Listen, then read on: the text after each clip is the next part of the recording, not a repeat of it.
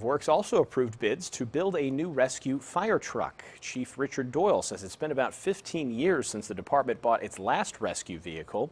He says the company will design the entire truck specifically for Lafayette's needs. Doyle says this new truck will have airbags installed, unlike other trucks.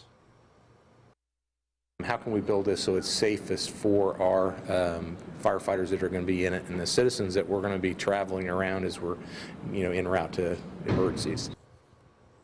Doyle says the truck will cost about $600,000. It should be complete and ready to be used sometime next year.